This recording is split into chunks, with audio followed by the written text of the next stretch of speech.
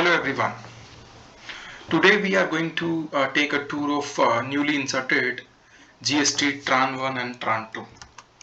So I'm already into the GST portals and now we have to go to the returns and then transitional forms. While opening transitional form, there are three options on the screen: Tran 1, Tran 2 and upload documents. Tran 1 is basically having 8 tables wherein we can report the values pertaining to various types of transitional credits to be taken.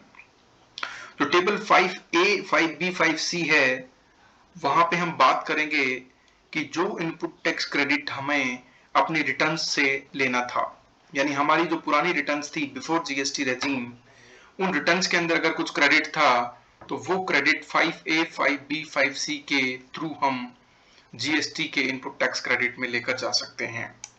5A, 5B, 5C के अंदर basically 5A में central tax, service tax, excise, 5B के अंदर VAT, similarly 5C के अंदर state tax का है, 5B के अंदर स्टैट्यूटरी फॉर्म्स की डिटेल्स जानी है। सेंट्रल टैक्स का जो क्रेडिट है वो बेसिकली एक्साइज और सर्विस टैक्स की रिटर्न से फ्लो करेगा। स्टैट्यूटरी फॉर्म्स की डिटेल इसलिए मांग रहा है क्योंकि अगर आपके फॉर्म पेंडिंग है तो आपको इनपुट टैक्स क्रेडिट प्रोपोर्शनेटली मिलेगा और स्टेट टैक्स के अंदर आपकी रिटर्न्स में कितना क्रेडिट है, वो कितना क्रेडिट आगे जीएसटी रेजिम में जाएगा बाय फाइलिंग ट्रान 1, ट्रान 2, ये डिपेंड करेगा आपके फॉर्म्स की पेंडेंसी के ऊपर। अगर आपके फॉर्म पेंडिंग है तो अकॉर्डिंगली आपका पेंडिंग फॉर्म्स का जो प्रोपोर्शनेट आईटीसी है वो आपको जीएसटी के अंदर नहीं मिलेगा।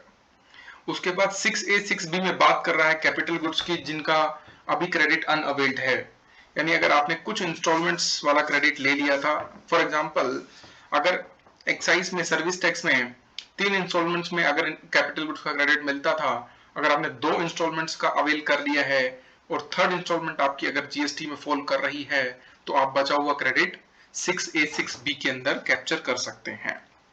उसके बाद मोस्ट इंपॉर्टेंट है टेबल 7A, ए से लेके डी तक, जहां पे अगर आपके इनपुट्स में अगर आपके इनपुट स्टॉक के अंदर अगर आपके इनपुट्स के अंदर कुछ ऐसा टैक्सेस का कंपोनेंट स्टक है तो उसका आईटीसी आपको 7A से लेके 7D में मिलेगा। अब आपके मन में क्वेश्चन होगा कि ऐसे कौन से आईटीसी हैं, तो फॉर इंस्टेंस अगर आपके पास ड्यूटी पेइंग डॉक्यूमेंट्स थे, अगर आपके पास ड्यूटी पेइंग डॉक्यूमेंट्स थे, अगर आप first stage dealer, second stage dealer थे, तो उस केसेस के अंदर आपके पास ड्यूटी पेइंग डॉक्यूमेंट होंगे तो उनका आईटीसी आप ले सकते हैं।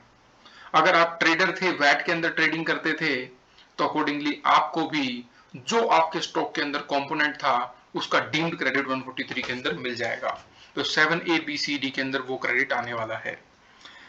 जो टेबल नंबर 8 है इसमें जो सेंट्रलाइज्ड रजिस्ट्रेशन जिन लोगों के पास थे सर्विस टैक्स में, उनका क्रेडिट यहाँ पे मिल सकता है। अब आप सोचेंगे इस अगर वहां पे सर्विस टैक्स में तो सेंट्रलाइज था लेकिन जीएसटी एक स्टेट लेवाई है, तो अब जीएसटी के अंदर आप जिस भी स्टेट में चाहें वो सेंट्रलाइज्ड आईटीसी आप ले सकते हैं।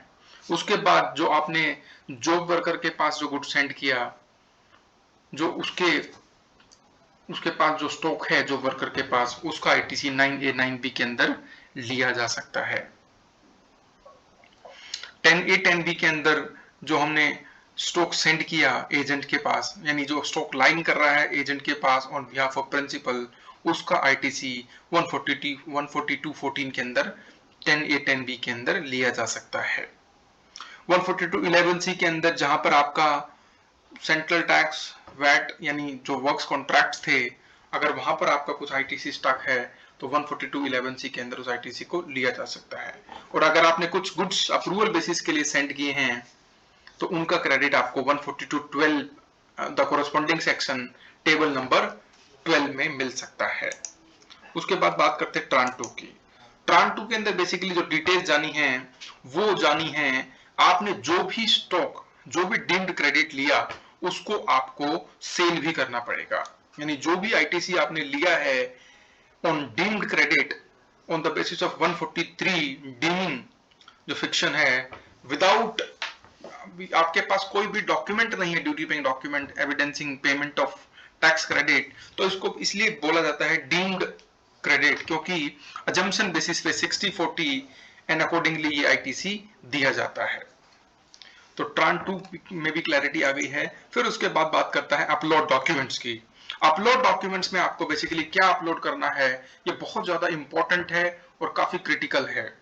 जो ये ऑप्शन दिया गया है ट्रान 1 ट्रान 2 फाइल करने का, फ्रेंड्स ये वन टाइम अपॉर्चुनिटी है, और वन टाइम अपॉर्चुनिटी होने के साथ सुप्रीम कोर्ट ने ये क्लैरिफाई कर दिया है कि ये अपॉर्चुनिटी आपको दोबारा नहीं मिलेगी। अगर आपने कोई गलत इंफॉर्मेशन फाइल कर दी है, इनकरेक्ट इंफॉर्मेशन फाइल कर दी है, तो आप उस इंफॉर्मेशन को दोबारा फाइल नहीं कर सकते हैं। तो आपको बड़ा केयरफुली प्रिकॉशंस के साथ इन फॉर्म को फाइल करना है।